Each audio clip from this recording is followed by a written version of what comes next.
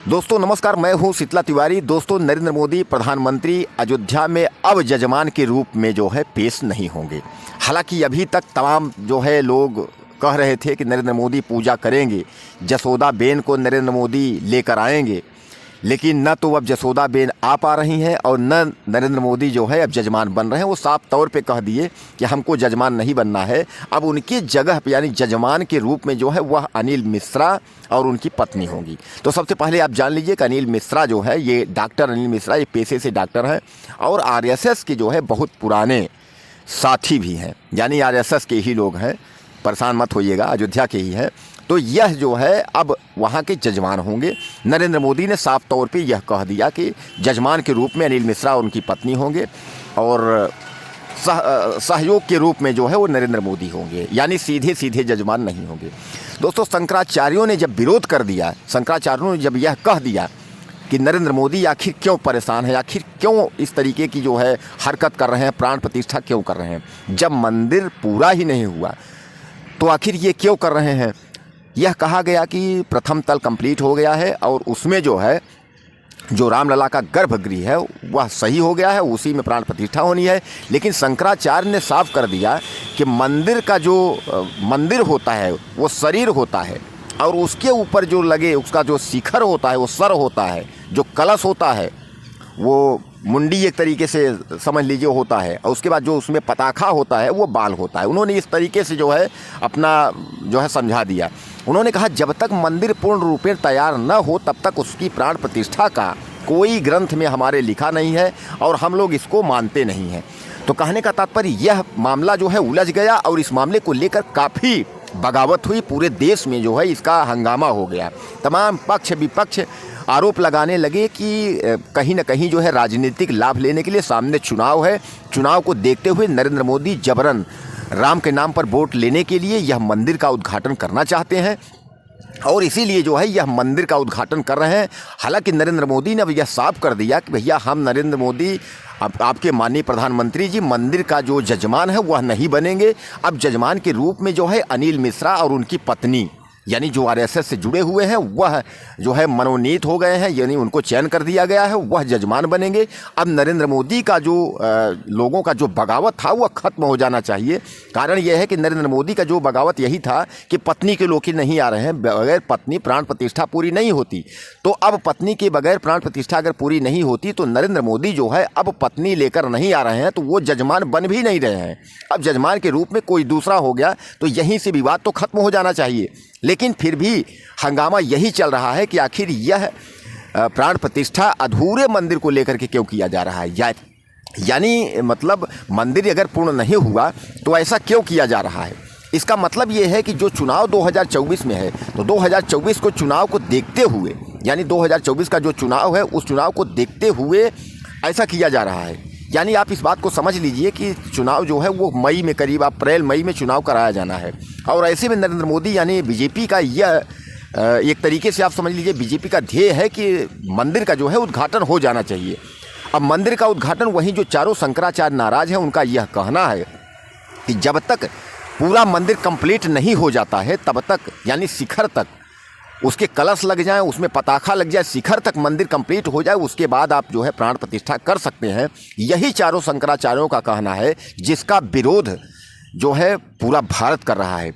और साथ ही साथ जाने माने कथावाचक धीरेन्द्र शास्त्री ने साफ तौर पे कह दिया कि जो शंकराचार्य हैं वो हमारे प्रधानमंत्री हैं। आपने देखा होगा एक वीडियो में शंकराचार्य के बारे में उन्होंने साफ कहा कि शंकराचार्य ने जो भी कहा वह हमारे प्रधानमंत्री हैं। और यही बात मथुरा के प्रेमानंद की अगर हम करें तो प्रेमानंद ने साफ तौर पे कह दिया कि शंकराचार्य माने शिव, यानी वह शिव के अवतार हैं।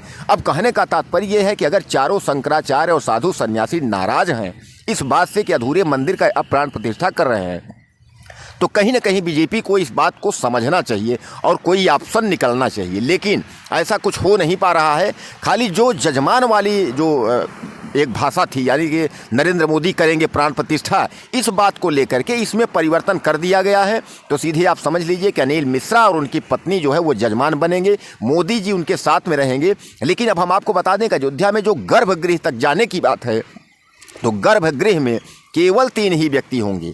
उसमें आरएसएस प्रमुख आपके मोहन भागवत होंगे, नरेंद्र मोदी माननीय प्रधानमंत्री होंगे और योगी आदित्यनाथ होंगे। अब उसके बाद जो है चंपत राय और अनिल मिश्रा यह भी गर्भगृह वहाँ तक जा सकते हैं। बाकी गर्भगृह अयोध्या के पास जाने की किसी को परमिशन नहीं होगी। हालांकि विपक्ष के नेता अगर राहुल गांधी की हम बात करें तो राहुल गांधी ने साफ तौर पे कह दिया है कि यह मंदिर की राजनीति है और यह मंदिर पे राजनीति जो की जा रही है यह चुनाव को लेने के लिए, यानी 2024 चुनाव को जीतने के लिए यह राजनीति की जा रही है, बाकी इसमें कुछ है नहीं। और केवल यह राजनीति यही है कि 2024 में चुनाव जीतेंगे। दोस्तों, जैसा आप जान रहे हैं कि मायावती ने भी यह साफ तौर पे कह दिया है कि हम गठबंधन के साथ नहीं जाएंगे, हम जो है पूर्ण बहुमत, यानी हमारी जो सरकार है, सरकार तो उनकी है नहीं, बहरहाल उनका पार्टी है, तो पार्टी को एक तरीके से वो फिर कह रही हैं कि पूरे देश में हम अकेले चुनाव लड़ेंगे। तो सीधे सीधे आप समझ लीजिए कि 2018 में और 2017 में जब चुनाव हुआ था उत्तर प्रदेश का, उसमें मायावती ने यही कहा था कि हम पूर्ण बहुमत में उतर करके सरकार बनाएंगे, लेकिन हुआ नहीं। सीधे सीधे इसका मतलब मायावती की जो वोट बैंक है वो बीजेपी में कन्वर्ट हो जाएगी। यानी 2024 का जो चुनाव भारतीय जनता पार्टी का है, मायावती एक बार फिर सीधे सीधे जो है वो मदद कर रही हैं भारतीय जनता पार्टी की। और सबसे बड़ी बात आप जान लीजिए कि अगर हिंदू वोट के बाद, यानी बीजेपी वोट के बाद अगर किसी की वोट है तो सेकेंड नंबर पे मायावती हैं। तो आप समझ लीजिए कि मायावती की अगर वोट बैंक कन्वर्ट हुई, यही 2017 में आपका चुनाव योगी आदित्यनाथ क्यों जीते थे, क्योंकि आपके बीएसपी की जो वोट थी वह भारतीय जनता पार्टी के झोली में चली गई थी। इसीलिए हर सीट पर भारतीय जनता पार्टी जो है अच्छे वोटों से अपनी विजय बनाई थी। अब सबसे बड़ा सवाल आप ये समझिए कि जो मंदिर की हम बात कर रहे हैं, कि आखिर मंदिर और मस्जिद इसका भी जिक्र हो रहा है। अभी आपने देखा कि जो इन्होंने कृष्णवाले में यानी मथुरा में जो याचिका दायर की थी, उस याचिका को जो है खारिज कर दिया गया। अयोध्या में जो मस्जिद की बात है, जो बनने की बात है, उसमें भी कुछ रोक टोक चल रहा है। यानी कहीं ना कहीं सरकार एक तरफ जहां घिर रही है, सरकार अपने को निकालने की कोशिश कर रही है, वहीं कहीं ना कहीं सरकार घिरी चली जा रही है। सुप्रीम कोर्ट अपने आप अलग में खड़ा है चापने के लिए, हाई कोर्ट अपने आप अलग में खड़ा है चापने के लिए, विपक्षियों की बात करें वो अलग खड़े हुए हैं। तो कहने का तात्पर्य यह है कि दोस्तों अब जो है नरेंद्र मोदी ने साफ कर दिया है वो जजमान नहीं रहेंगे। अनिल मिश्रा जो है वह जजमान बन रहे हैं और मंदिर की प्राण प्रतिष्ठा में जो है वो जोरों शोरों से तैयारी हो रही है।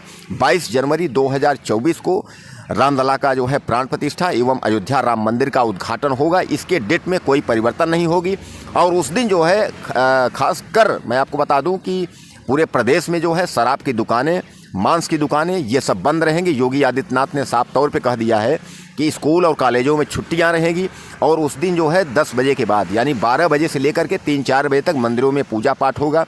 जिस समय भगवान रामलला का प्राण प्रतिष्ठा होगा तो पूरे प्रदेश और पूरे देश में जो है हर्षोल्लास होगा और तमाम भजन कीर्तन होंगे। इतना ही नहीं, सबसे बड़ी खबर यह है कि मस्जिदों में भी दीपदान का आयोजन होगा। तो सबसे बड़ी बात आप यह समझ लीजिए कि दिल्ली की जो जामा मस्जिद है उसमें भी उस दिन दीपक जलाया जाएगा और उसके बाद जो आपका ईदगाह जो हजरत निजामुद्दीन है वहाँ भी दीपदान होगा। इसके साथ साथ देश के जो भी मस्जिद हैं सबके सामने दीपदान होगा उस दिन।